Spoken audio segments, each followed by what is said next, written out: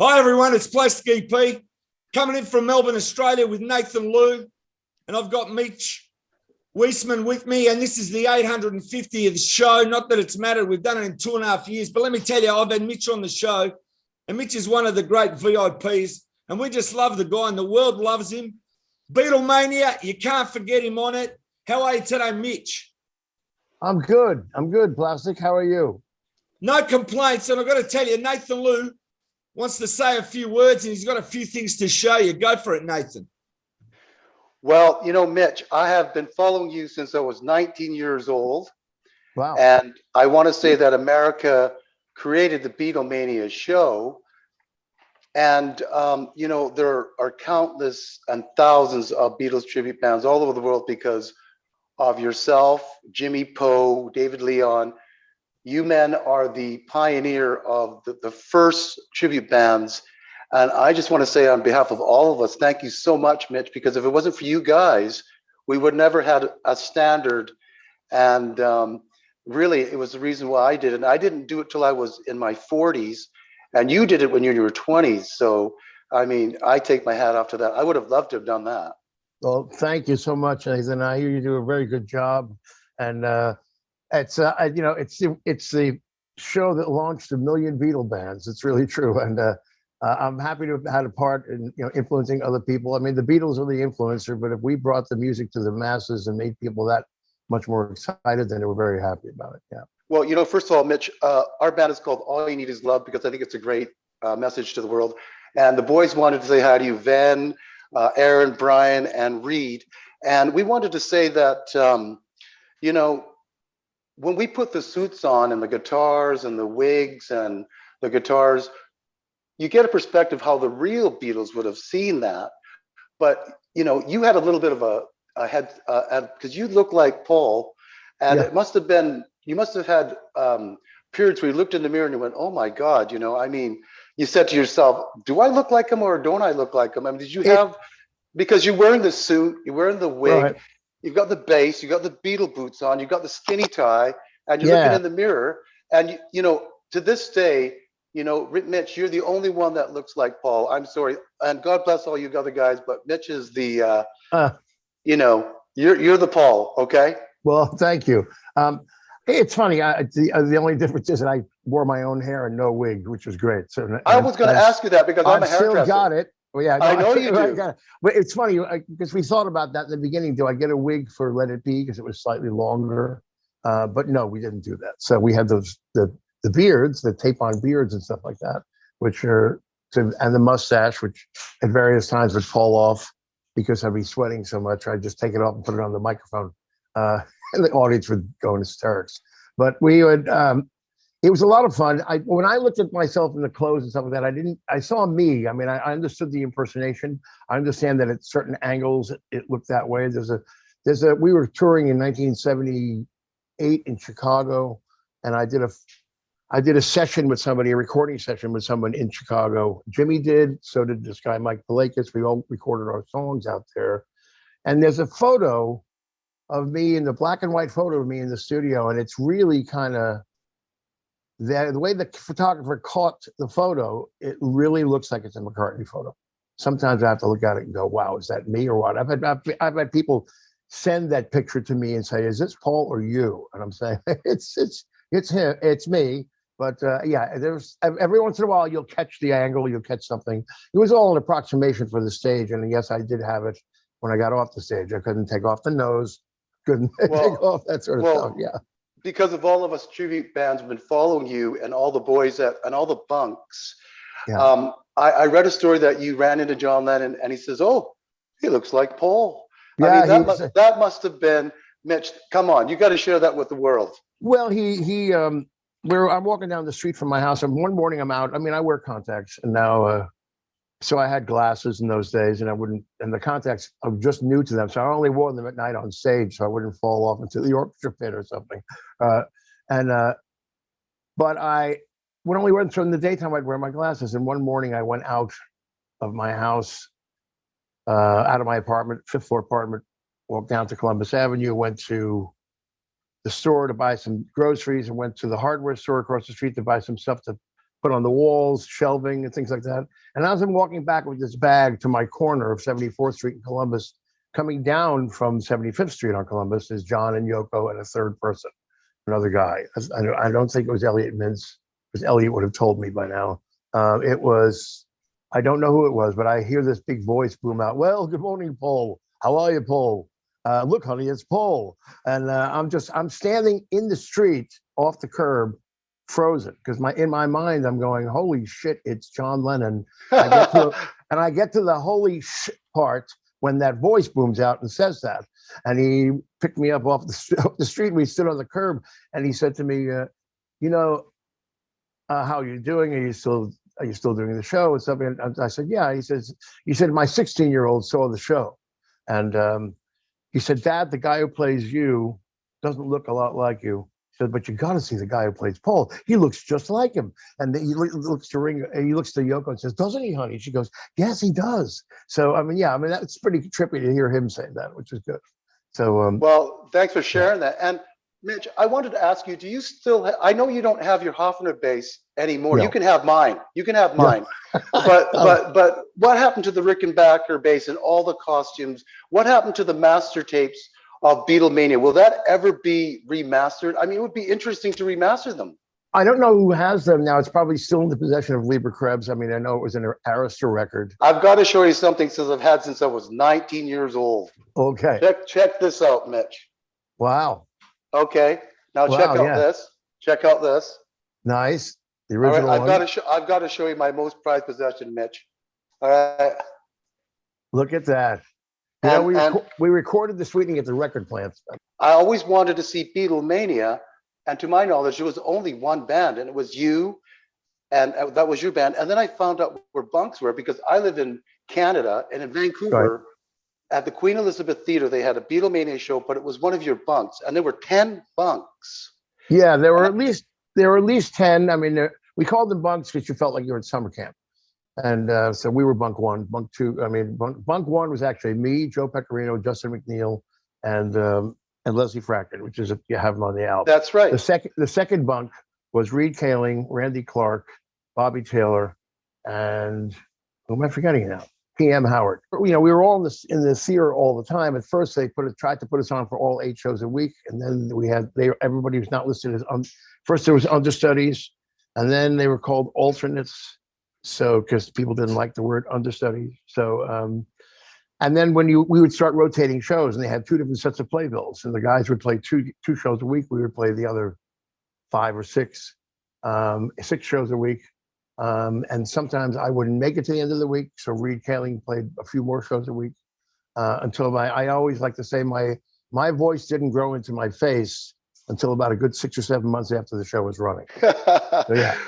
Well, Mitch, if you don't mind me asking, I know you're good friends with Gene Simmons. Now, I know you've written songs with him. Now, what did Gene think of Beatlemania? And what did he think of you playing Paul McCartney? I know he's a big Beatles fan.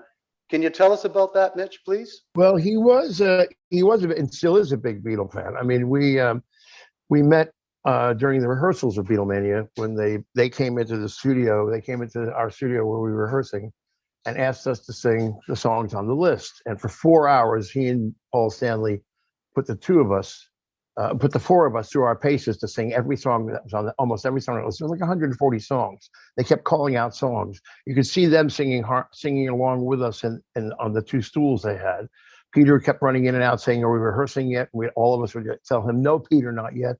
The next thing is that I found out later on from John Hartz, God rest his soul, who was in the KISS camp and their big security guy, that Ace was sitting in the other room down the hall from us saying, "Where are all the guys? I mean, I got here today and now there's nobody here." Now there's nobody here. So he said, "I'll just have to eat all the catering." So he said, "Just ate the catering." But he didn't know what happened because he didn't know where they went. The next day they had us come in for them to play to us, and their amps and basses, Gene's bass string popped. The amps, Ace's head started flaming. So they kicked us out of the room and they were mortified. I found out from Lydia Chris later on that they were totally embarrassed because they had felt like the Beatles had played for them and they wanted to play for the Beatles. So Gene and I talked about that. Paul and I talk about it, and we haven't spoken in a while. Paul and I, but But Gene was great. And as you know, he asked us to be on his solo album because he wanted the Beatles voices because he couldn't get John and Paul. So it was great. Nice relationship. Well, Yeah. Mitch, was that nerve-wracking to play in front of Kiss? I mean, it must have been. I couldn't have done it. At How the did you do time, it? at the time they were still in their makeup phase, and when they first came walking in the room, you had no idea who these two guys were. And we're looking at them, and as soon as they said hi, I'm Gene and I'm Paul, all of a sudden it clicked in your head. And even though they weren't wearing their makeup, you could tell which one was which. And you know what? At the time, I don't think it was that nerve-wracking because other people were coming. Roberta Flack. We rehearsed for 6 months at SIR, and Roberta Flack came in. Foreigner came in. Everybody came in to watch us rehearse. Whoever was in the other room. Who else came in? Carly Simon, all kinds of whoever was rehearsing in the other room for 6 months would come in and watch the Beatle guys. So I made a lot of friends from just that period of rehearsing. You guys were really quite cutting edge because that multimedia was all run by projectors, okay? Yeah. And that was hard to do because they had to sync it. And these days, Mitch, if I want to learn how to play like Paul McCartney, I can go on YouTube and find an isolation or Right. bootlegs. And Right. I saw the making of Beatlemania. I can't remember his name, but he was your arranger, and he had to figure out all these parts. Andy by Dorfman. ear. Andy Yeah. Dorfman. Sorry Yep. about that, Andy. Yeah. And that's how we learn today because we can listen to the isolations. And Mitch, myself, I wanted to ask you, what do you think of the Beatles Revolver coming out? I can't wait to hear it myself. To be honest, I don't think I've heard the other. I did not hear the remix of Sgt. Pepper. I was friends with Jeff Emmerich, and he, of course, was upset with that because that was meant to be listened to in stereo and done on a 4-track. And with all this augmentation, it was not normal to him. But it is fascinating because, as you say, with the technology today, you can take everything apart. You can isolate everything. Yeah. Well, the way we did it with the record players, one was very time consuming. You had to keep lifting the needle. You couldn't pause it. You couldn't pause the CD. You couldn't pause the tape. You had to lift the needle off and put it back down, and it was infuriating to try to get back to the same part you're starting to learn. And also, if you take your record player cartridge and reverse the wires, that's how you got the separation. So really? If you that's clever. The separation was done in a certain way. So if you had headphones, you could hear bass on one side, this on that side. But if you reverse the wires on your cartridge, it would drop everything, cancel everything out. And you could have just isolated tracks, or at least isolated stereo. What was it like when you guys started listening to playback tapes of your rehearsals and at the studio doing the Beatlemania video? I mean, you must have sat there and went, "Oh my God, it sounds like who sometimes." When we listen, it's funny when you mention it because we didn't do, for some strange reason, we didn't do a lot of the recording of us playing in the studio. The 4 hours a day we rehearsed for the 6 months. We didn't really play it back. We just sang the song so many times you could tell what was going right. And we also had the musical director in there. If it wasn't Andy, it was Sandy Yaguda, who put together the rest of other bunks after Kenny Laguna, Joan Jett's manager, was the first guy to audition everybody. And then he went off to work with an artist in England, Steve something Harvey, PJ Harvey maybe. So he disappeared. Then Sandy came in to hire all the rest of the groups. Or to at least rehearse them and train. It's like circus training everybody. They're up on stage and now sit up, whatever, pronounce your words right. Yeah. That's right. And I thought that you guys were cutting edge because I said about the multimedia, and then you're the only tribute band that I've ever seen anyone wear the white tuxedos in the Magical Mystery Tour era. Right. Yeah. And also, Mitch, you guys had an orchestra with you. Is that right? We did. We had a 5 or 6 piece orchestra that augmented the sound. The musical directors, like Andy, played Mellotron, played the Moog, stuff like that. All these different things, and we had horns and a few horn players and a violin and a cello player as well. And they would come out on stage, would be rolled out on stage for the opening of Act 2, and people still thought it was fake, and they were just. Well, that's what I was saying, because you're pioneered that, because you got classical history tour now because of you, Mitch, and so like I said, you guys were very, very pioneering, and if it wasn't for and I actually saw David Leon, David Brighton, and Alan LaBeouf Yeah, right. It was wonderful because I was just so close to them, and I just was in awe because David Leon is probably my favorite John Lennon, and of Yep. course you're my favorite Paul, and I really like Leslie and Justin, and they've also, three of them, all of you guys have been on Plastic EP show, and we want to welcome you to the show, and it's great having Thank you you. on the show. And I've always wanted to meet you and talk to you, and I thank you from all of the Beatles tribute bands all over the world because they know who you are, Mitch. I mean, I'm not filling your head. I'm speaking for all the Beatles tribute bands because, Mitch, you're the only one that really looked like Paul McCartney, and people have gone through plastic surgery. And I play Paul, but you look more like Paul than I look like Paul. Yeah, he looks more like him than I do. Yeah, exactly. But over here in Canada, we have some good Beatles tribute bands. My buddy Yeah, Jody Tennant plays in the Fab Forever, and my good buddy plays in the Sutcliffes. His name is Duck Sims. He plays in a band called the Sutcliffes. And so, what are you doing music? I've been in Sam Ash, and I have never seen you there. It's like Pawn Stars. Mitch is never there. Yeah, well, I have not been associated with Sam Ash since the end of 2018, actually. I see. I moved from, here's that drink plastic you were talking about. That's right. My lovely assistant, Jackie, my wife, just handed me a drink. So anyway, I haven't been to Sam Ash. I actually moved out of Los Angeles. So I'm now up in Bellingham, Washington, which is above Seattle and about 45 minutes from Vancouver. Well, I'm from Victoria. Yeah, Victoria. I played Victoria. David Leon and I played Victoria with Bobby Taylor and, well, who am I forgetting? I'm forgetting my George, but we played the Victoria Theater at the Opera House for a one week run. It was absolutely phenomenal. What a beautiful place it is. Vancouver was great. Well, you know what, Mitch? I'm so happy for you and Jackie because you sure look happy. Say hi to her for us. We're happy. I will. Jackie, they say hello.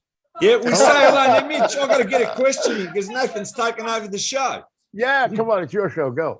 Now, listen, Nathan. No penny whistle, I Thank promise. you. Come in and say hello. Come in and say hello. Come in and say hello. Come here. Hey, Mitch, I'm the co-host, so I'm allowed to take over. Yeah. Hi, Jackie. Okay. Hello, Jackie. Very pleased to meet you. Yep.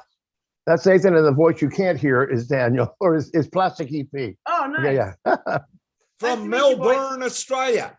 Melbourne, yeah, exactly.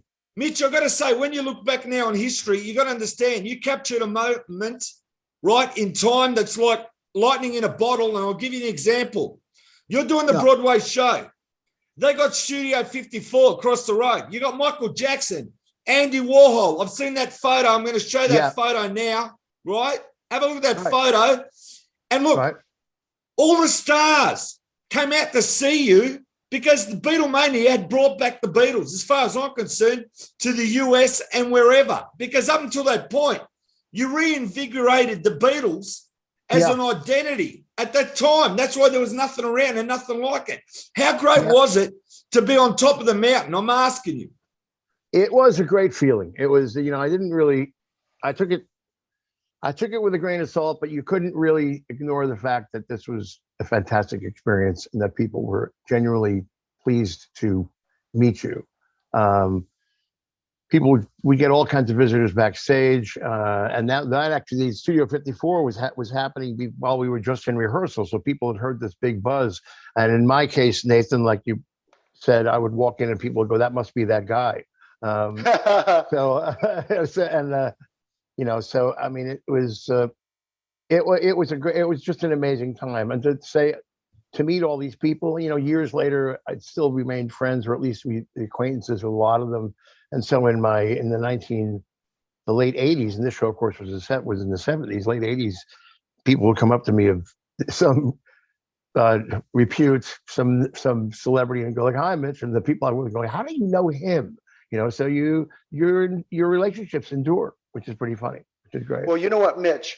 I'm sure you haven't seen it for a while, but they've cleaned it up and it looks really good. But the making of Beatlemania, there's this part where I can't remember his name. I'm really sorry about it, but he's looking at you going, "Can you play Yesterday?" And this guy's freaking out because you look like Paul.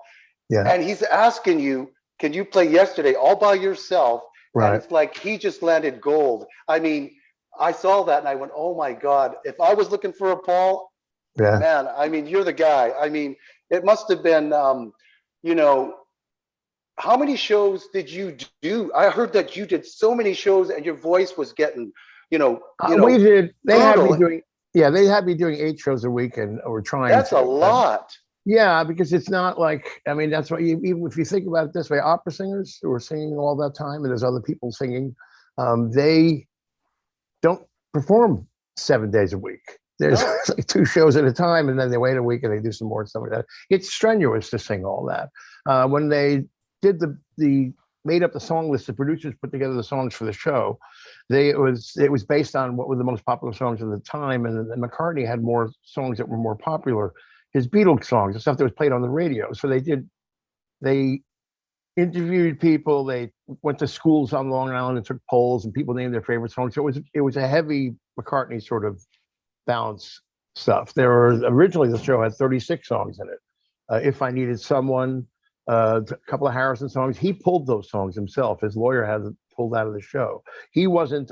We were able to do the Beatles songs just because ATV and Sam Trust, who controlled the rights to the songs, granted the show the permission to do the songs. So Harrison pulled his songs out before the show opened. And when the show opened, his lawyer asked for them to be put back in again, and the producers told him no, because the show did fine without him. So it's kind of an insult, but at the same time, he had him pulled out, or the lawyer did it, and then when he asked to have it put back in, they went no. So the show, that's why there's no major Harrison songs in that show. So pretty crazy. Is that why they created the bunks? Because you guys couldn't play so many shows all over the world? They did it because in Broadway, you have to have an understudy no matter what. So there was always 2 casts in every town where you went to. And it was not we needed more players, because even if there were going to be 3 shows running in 3 different cities, which there were, New York, Chicago, and LA, you had to have 8 guys in each city.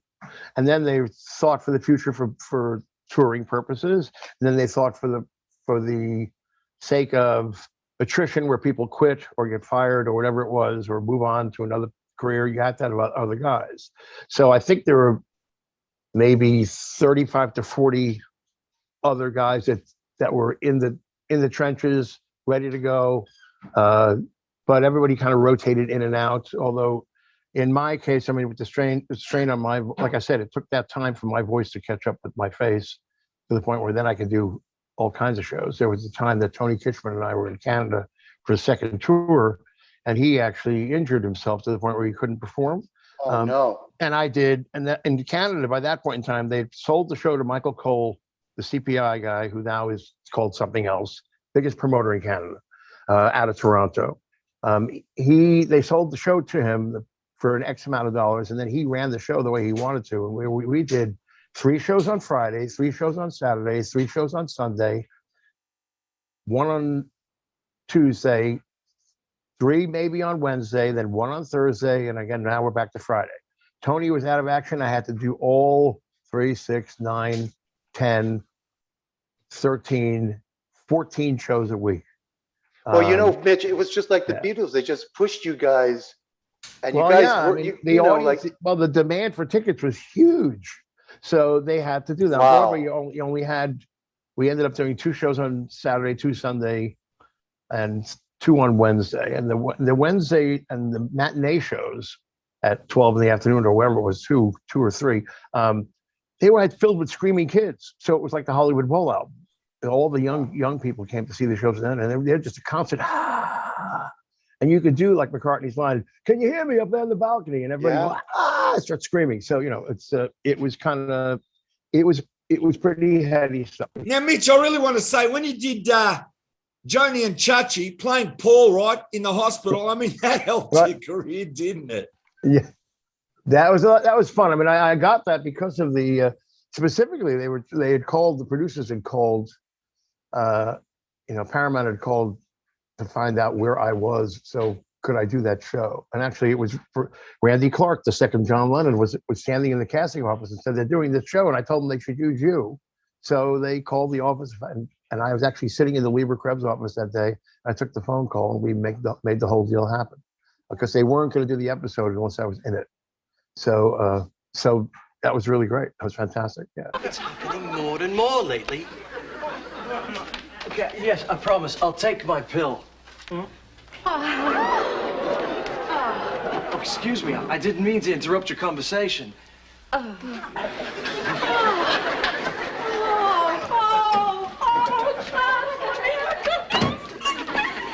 Great darts in this place.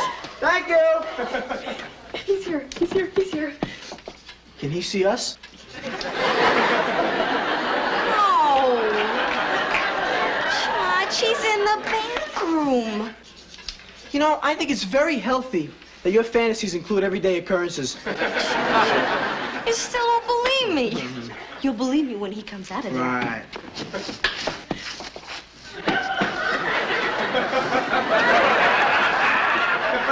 Look at this, another Looney Tune. What is she doing?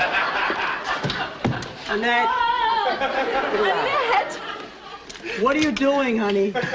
I just had to see for myself, and no Beatle fan worth their salt would just walk in the front door. Help me in. Here. Oh, be careful. Wait. Ow! Oh, gosh. Oh, you got a donut. Come on, get your purse in here.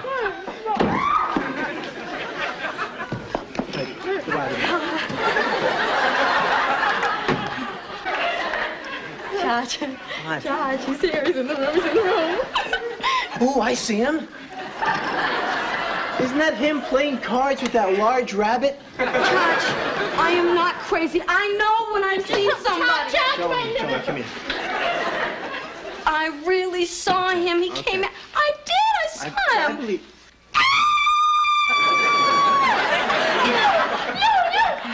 He left me, yeah. He left me, yeah.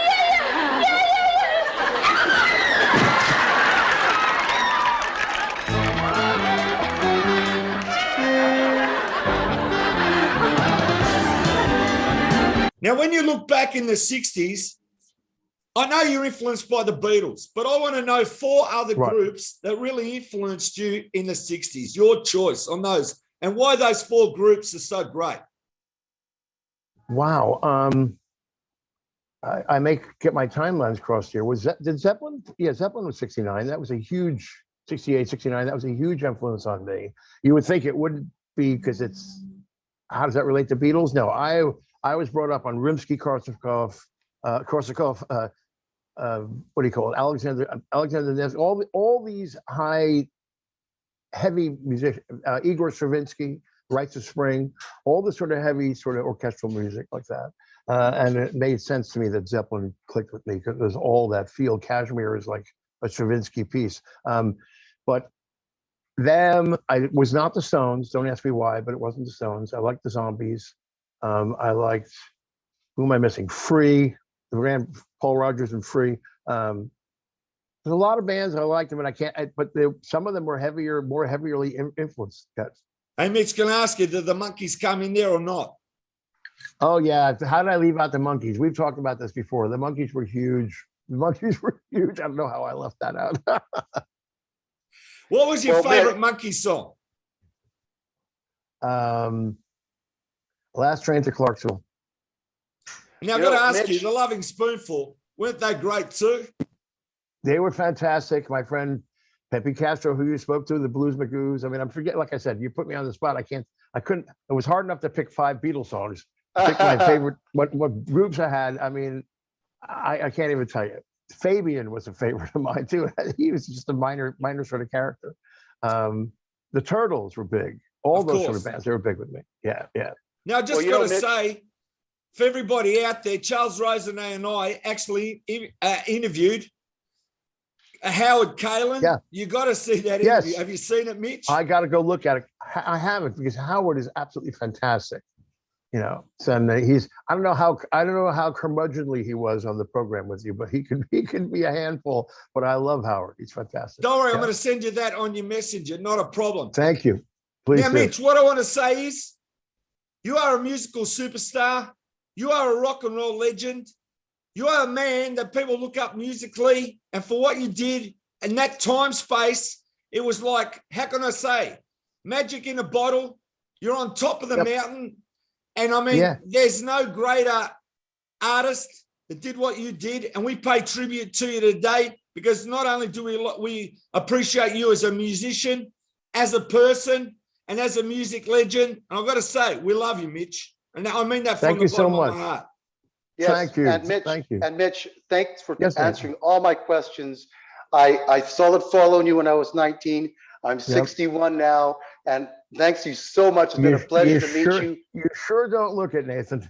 Well, You thanks. look great. You're looking good, Mitch. And I want to thank you so much for inspiring all of us tribute bands all over the world. And I mean that from the heart. I mean, Pleasure. Mitch, thank Pleasure. you so much. Honestly. Thank you. Thank you. Now, It's my last my pleasure. question, Mitch. Favorite Kiss song? That's a hard one.